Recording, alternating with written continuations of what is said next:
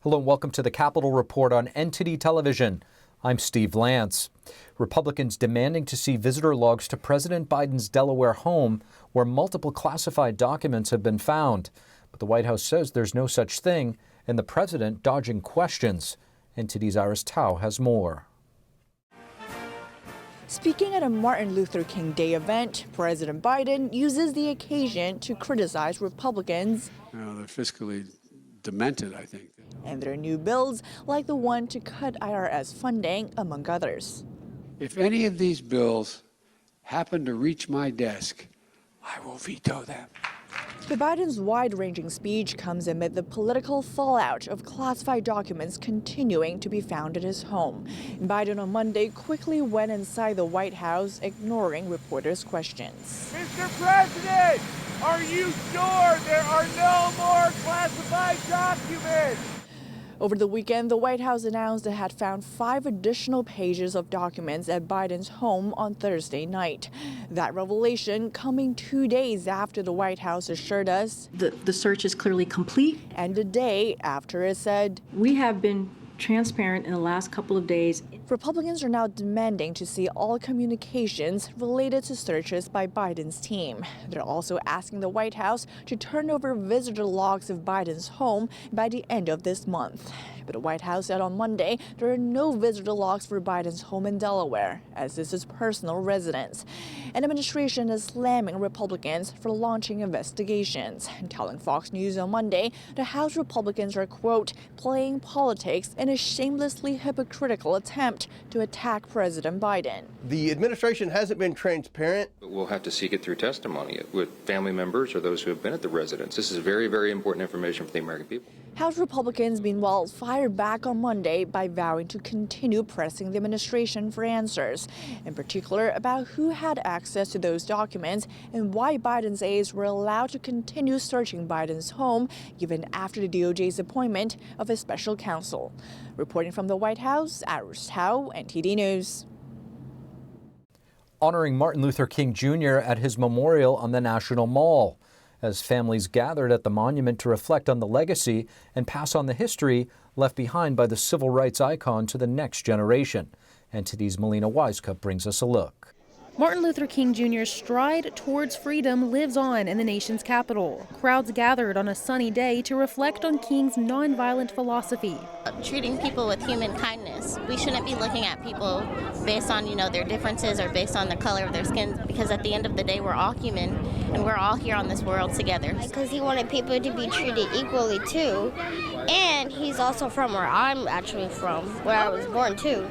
Born in Atlanta, Georgia in 1929, Dr. King led the fight for equality and was able to witness pivotal moments in American history when his goals were realized before he was assassinated in 1968. I didn't know it was as big as it is, actually, to see it in person. It's very nice. I definitely didn't know the monument was like this. This national monument has a very unique design. It shows Dr. Martin Luther King Jr. emerging out of a mountain, and this design was specifically inspired by Dr. King's "I Have a Dream" speech, where he said, "With this faith, we will be able to hew out of the mountain of despair a stone of hope." Those words carved right on the side of the massive structure. One of the favorite quotes actually comes from the year in which I was born in 1963, and it says that darkness cannot take out darkness, light can bring out lightness, and love can bring out love. Several famous quotes like this one line the memorial. Each was said over the span of years and in several different places around the nation to empower people to stay the course in their pursuit of equal rights. History on full display, a place where families come to pass down the history from one generation to the next. He fought for civil rights and made white people and black people come together, work together instead of arguing about things, and work as a community. He fought for everybody's rights to make sure everybody was heard without being violent. Among the most notable changes during King's time, 1954, the Supreme Court ruled segregating students based on race is unconstitutional. 10 years later, in 1964, the Civil Rights Act outlawed discrimination based on race, religion, sex, or national origin, followed by the Voting Rights Act of 1965. Successes that, once realized, helped America grow into a more equal and perfect union that many still strive towards today. Reporting in Washington, D.C., Melina Weiskup, NTD News. And just a few blocks up the road from where we're broadcasting today on the other end of Constitution Avenue, Dr. Martin Luther King gave his historic I Have a Dream speech on August 28, 1963. To remember Dr. King's dedication to civil rights and the improving of race relations throughout the country, we're happy to have retired professor and now distinguished senior fellow at Texas Public Policy Foundation, Dr. Carol Swain. Dr. Carol Swain, thank you so much for joining us. My pleasure. Dr. Swain, I have to ask you, Dr. King was at the center of the civil rights movement at a time when segregation was still legal, a time when racism was real and palpable and widespread. How was his approach and message different from what you would call modern-day civil rights activists now? I mean, it was diametrically opposed to what they are doing today, the agenda.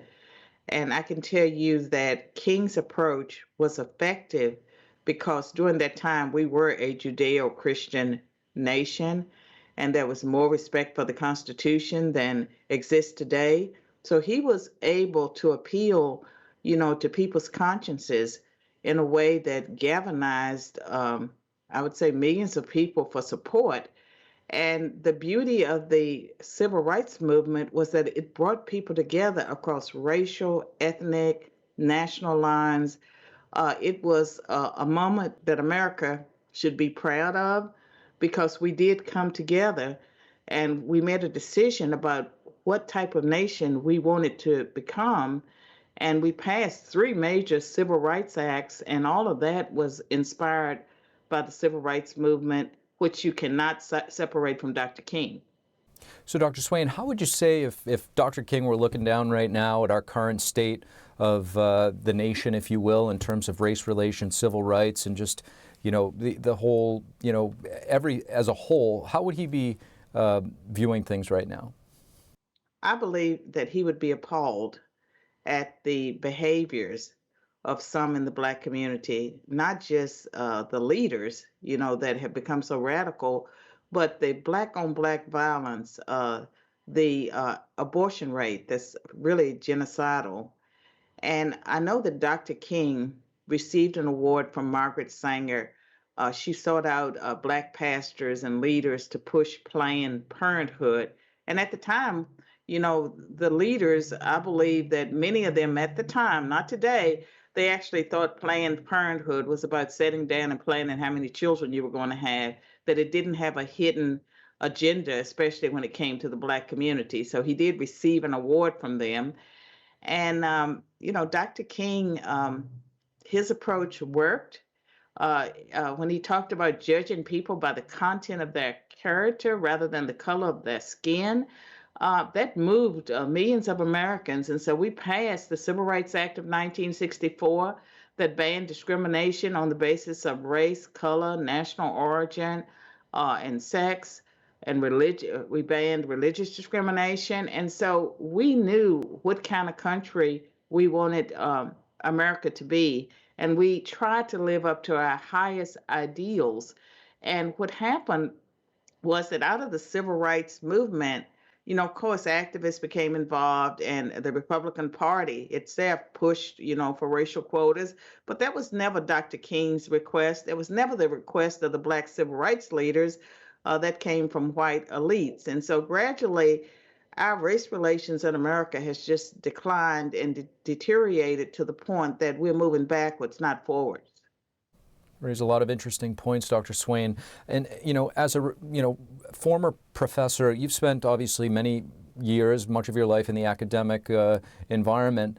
This woke ideology that's permeating our education system, is it fair to say this would be counter to what Dr. King fought for? It's counter-American. I mean, it's not just Dr. King. It's not what America is about, because if you start dissecting, or let me use that word, deconstructing wokeness, you get to cultural Marxism, and you deconstruct cultural Marxism, you get to economic Marxism. It's about overthrowing the American system and our way of life.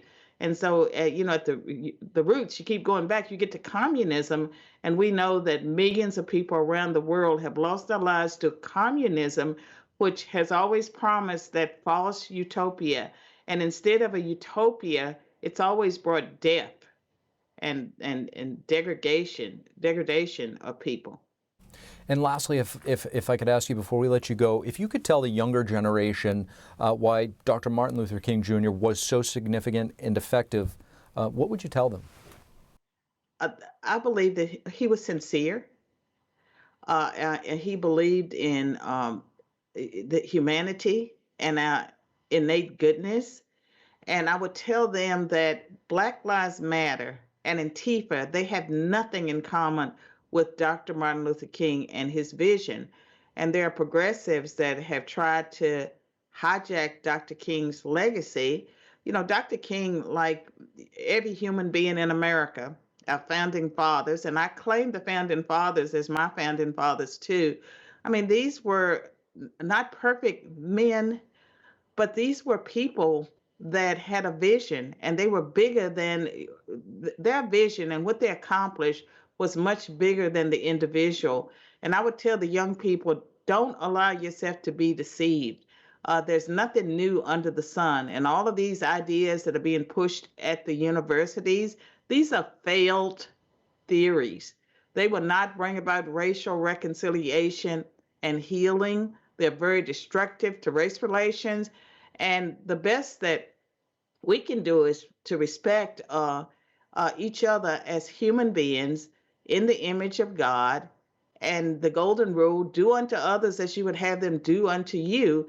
And so what we're doing out there, we're destroying people's lives. All the marching, all the complaining, all the pushing, for socialism, that's not going to help people live better lives. And so for the young people, wake up.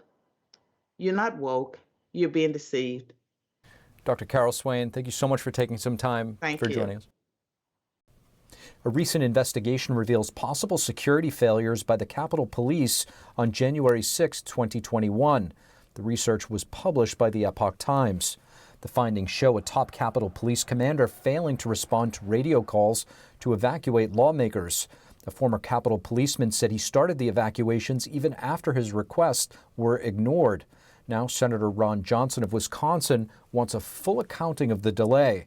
The senator said he has gotten some information from Capitol Police, but he said many responsible for security that day have repeatedly failed to cooperate. He added that the evacuation delay should not have happened. Thank you for watching the Capitol Report. If you want to see our full broadcast, check us out at epochtv.com.